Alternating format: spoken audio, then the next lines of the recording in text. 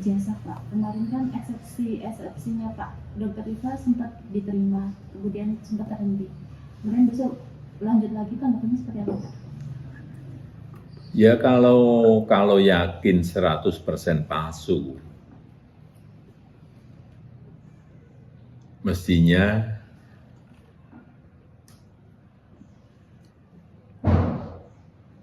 masuk ke pokok perkara di persidangan itu diikuti, tidak malah pra-peradilan. Biar perkara ini segera selesai, masalah ini bisa segera selesai.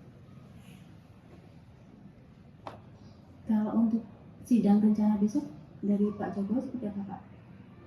Kalau siap hadir, kalau Hadir, kan sudah saya sampaikan, saya akan hadir membawa ijazah SD, SMP, SMA, dan nanti yang S1 yang sekarang di Kejaksaan, semuanya akan kita tunjukkan. Ini sudah masuk pokok perkara di persidangan, ya kita ikuti proses hukum yang ada. Bisa dibilang pra-peradilan kemarin mengulur waktu untuk persidangan ya Pak? Ya untuk apa? Kalau sudah yakin 100% palsu, ya bawa aja buktinya. Masuk ke pokok perkara di persidangan.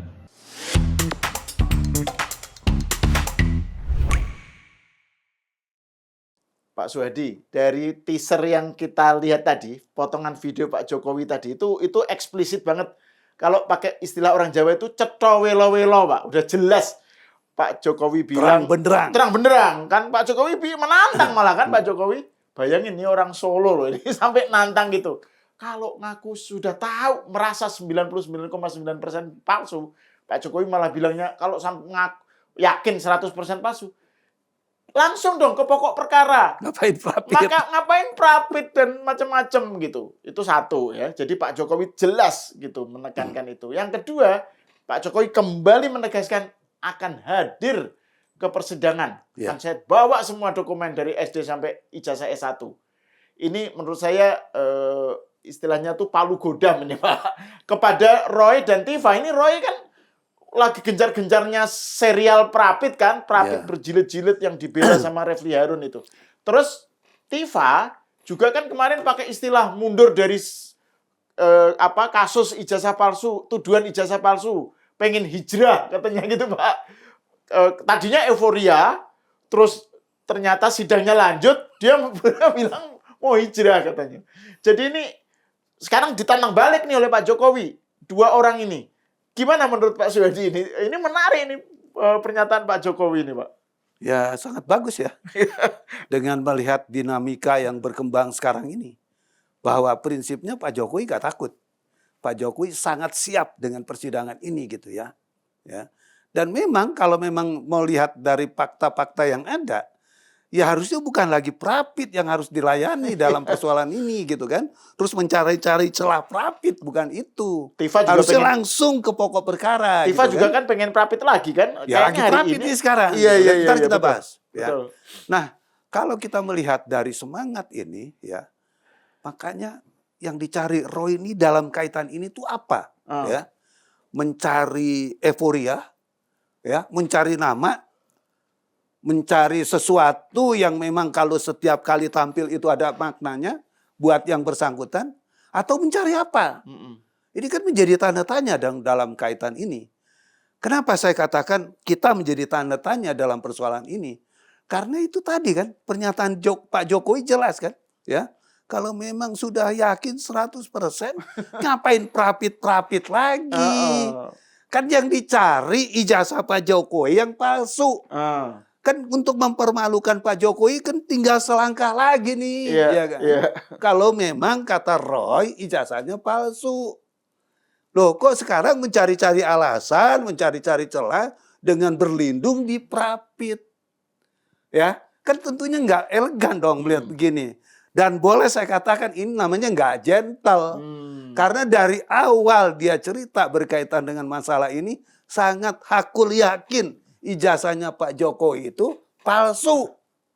Nah, sekarang kan udah tinggal ke persidangan, tinggal dibuktikan dong. palsunya di mana, bagaimana, bentuknya apa, itu tinggal dijelaskan di dalam persidangan, ya.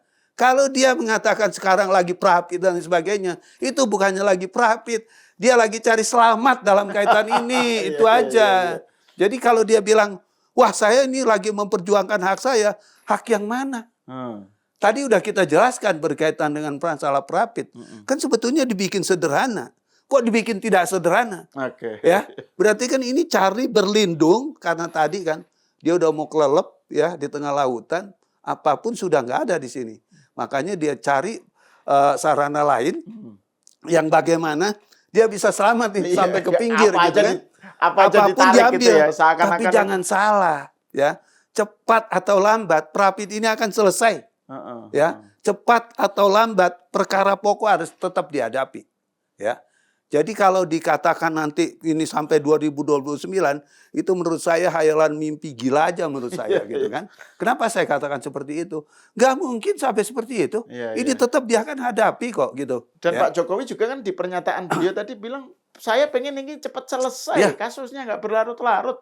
Jadi ibaratnya Pak Jokowi itu udah siap masuk gelanggang, malah yang nantang-nantangin, lari-lari dulu Pak, ngiteri ring.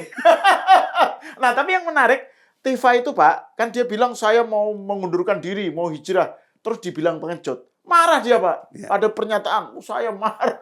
Nggak terima disebut pengecut. Gitu. Oke, ini juga yang berkaitan dengan salah penyebutan dia sebagai orang pengecut dan istilahnya mau lari dari gelanggang tinju nih.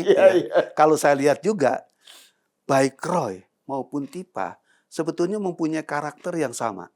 Karakter apa yang kita katakan sama dalam kaitan ini? Karakter takut dalam perkara ini. Menghadapi pokok perkara mereka takut. Karena kenapa? Dulu kan dia pikir perkara pidana ini sederhana kan. Tidak akan mengutik-ngutik yang lain berkaitan dengan penampilan ijazah selesai. Tapi ternyata begitu dibacakan dakwaan jaksa bukan soal ijazahnya. Tapi perbuatannya. Apa perbuatan-perbuatan Roy dan Tifa itu? Ya nyebarin berita-berita yang nggak benar itu tadi kan. Ijazah Pak Jokowi palsu. Ijazah Pak Jokowi itu nggak benar. Ininya salah. Kan itu. Nah sekarang begitu dia lihat, oh ini ternyata ya yang akan nanti menjadi senjata buat saya untuk memakan saya. Ya, mereka kan jadi takut dong. Liatin seperti ini. Oh jadi bukan ijazah ya yang dipersoalkan, tapi perbuatan saya ya. Bagaimana menghina, menistakan ijazahnya Pak Jokowi itu palsu, itu yang menjadi persoalan dalam kasus ini. Kan sepertinya itu yang mereka takutin. Kenapa mereka sekarang cari-cari alasan prapit 1, prapit 2, prapit 3? Ya tujuannya karena dia takut. Ya, orang takut kan wajar dong. Mencari perlindungan, mencari bagaimana bisa berkelit nanti untuk tidak menghadapi persidangan. Karena memang dalam sistem hukum kita. Tapi saya katakan itu salah. Tetap pokok perkara akan dihadapi. Cepat atau lambat akan dihadapi. Karena saya juga yakin Mahkamah Agung ini tidak tinggal diam melihat persoalan ini. Saya yakin Ketua Mahkamah Agung yang sekarang, Wakil Ketua Mahkamah Agung yang sekarang, itu orang-orang yang reformis. Artinya reformis apa? Dia melihat kepada pembaruan hukum. Ya, ini udah sejalan nggak dengan keinginan masyarakat? Kalau memang itu tidak sejalan, saya yakin tindakan-tindakan yang kita mohonkan itu, ya itu akan cepat direalisasikan. Dan kalau tidak pun, kita udah punya jalan lagi untuk bagaimana mempercepat supaya prapit ini tidak menjadi makanan sehari-harinya Pak Roy Suryo dan Tifa. Gitu. Itu memang ini sih Pak ya, dalam sistem peradilan kita, kalau nggak bisa masuk ke pokok perkara selama masih ada prapit gitu Pak ya. Makanya itu yang dipakai oleh mereka ya. Betul. Untuk ngulur-ngulur gitu ya. Itu ada dalam undang-undang kok masalahnya. Itu kan persoalannya itu kan. Setiap kali ada prapit tidak boleh memasuki pokok perkara. Semangatnya seperti itu gitu kan. Itu yang menjadi ganjalan. Dan saya udah mengatakan itu alarm tuh. Jadi kalau Roy bilang besok saya prapit, ya sudah, nggak jadi lagi didaftarkan gitu kan, nggak jadi lagi pokok perkaranya disidangkan gitu. Nah ini soal Tifa ini Pak, ini kan dia di satu sisi bilang hijrah, terus pokoknya menarik diri apa, tapi di sisi lain kan melakukan rapid. Terus kemarin ada sempat berita bahwa ada nomor ininya hilang apa itu. Ya, Itu hilang. gimana itu Pak Ya. penjelasannya itu? Jadi kemarin juga Tapi sebenarnya enggak kan? Kan katanya hari Kamis ini Kamis tanggal 13 itu persidangannya lanjut kan Ya. Pak ya? tadi saya juga udah baca itu ya. Saya udah baca bahwa katanya besok Pengadilan Negeri Jakarta Timur ya, yang merupakan bagian daripada Pengadilan Negeri Jakarta Selatan, karena pengadilannya Ya. ada di Jakarta Timur. Itu saya juga lihat ya, besok tetap akan Besok itu dijalankan. maksudnya tanggal 13. Tanggal 13 hari Kamis ya. Ya, Karena besok. kita taping kan Rebu nih. Ya, ini Rabu nih. Ya. Besok tanggal 13 ya. ya, itu akan dibuka persidangan. Dilanjutkan. Ya. Artinya kalau memang seperti itu, langkah pengadilan benar Ya, gitu kan. ya, ya, Karena ya. kenapa? Ya, karena Tipah ini ya itu sudah jadi terdakwa gitu kan. Oke. Tempo hari pernah kita bahas Mm-mm. ya. Kenapa saya katakan terdakwa? Kan sudah disidangkan. Dan putusan berkaitan dengan batalnya dakwaan itu bukan berkaitan dengan status terdakwanya Tipah yang hilang. Oke. Tetapi ya pasal-pasal berkaitan dengan KUHP baru dan KUHP baru ya itu tidak terakomodir dengan baik, termasuk juga tempos dan lokus deliktinya itu tidak terurai dengan baik. Itu yang dianggap batal, harusnya itu diterangkan, harusnya itu dilibatkan KUHP dan KUHP barunya. Ya. Kan seperti itu semangatnya, tetapi tidak menghilangkan perasa dia sebagai terdakwa. Dia sebagai terdakwa itu masih melekat. Jadi kalau nanti ada yang mengatakan bahwa besok ini persidangan ditunda karena ada prapit, itu menurut saya sudah salah. Karena tidak ada narasi di dalam putusan itu yang menyatakan Tipah bukan lagi terdakwa. Oke. Tidak ada. Oke, Ya. ya, Yang ya. dipermasalahkan dalam putusan itu seperti yang saya uraikan tadi. Kalau memang terdakwanya itu tidak hapus, ya berarti sampai sekarang statusnya dia masih terdakwa. Betul. Kalau dia masih terdakwa, ya harus disidangkan. Langsung. Jadi jangan main-main Pengadilan Negeri Jakarta Timur Oke, gitu kan. oke. Kalau main-main, ya kita juga akan main-main juga. Berarti kita duga memang ada apa-apa. Ya kan? Lo orang udah ada nomor kok. Dan itu udah benar mekanisme hukumnya. Sudah on the right track. Iya, sebenarnya, Pak, ya? udah on the track. Itu harus memang dilakukan Ya, ya. persidangan berikutnya. Mhm. Terkait dengan prapit, saya salut tadi. Barangkali ini tanda-tanda juga ya pengadilan akan menolak prapitnya dia.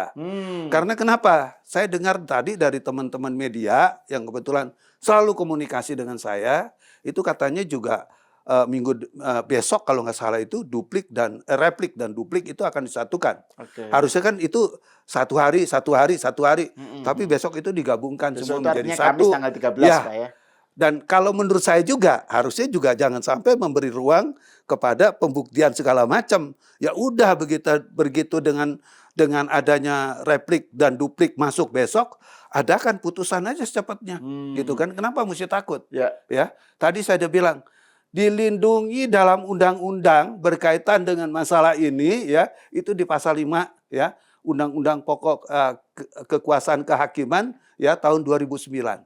Di mana hakim itu wajib menggali hukum-hukum yang hidup dan berkembang Oke, di ya, masyarakat. betul. Ya, itu jelas sekali kok. Nah, sekarang yang berkembang di masyarakat seperti apa? Prapit ini dijadikan alat mainan kok. Terus kemudian kita mau ikut-ikut nih. Hakim juga mau ikut-ikut. Tentunya kan tidak. Dan sekali lagi juga saya katakan ya, jadi harus hati-hati menyidangkan persoalan ini gitu kan.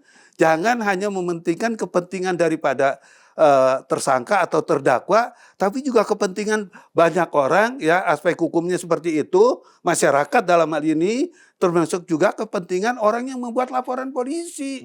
Kan ini juga harus diperhatikan dong haknya. Jangan satu pihak aja dong ini Ya. diperhatikan. Betul. Nah, sekali lagi juga saya katakan, orang-orang yang ada di belakang Roy Suryo, Pak Jokowi tadi udah mengatakan, ya, kalau memang ijazah saya palsu, ya kan, ya sidangkan sudah.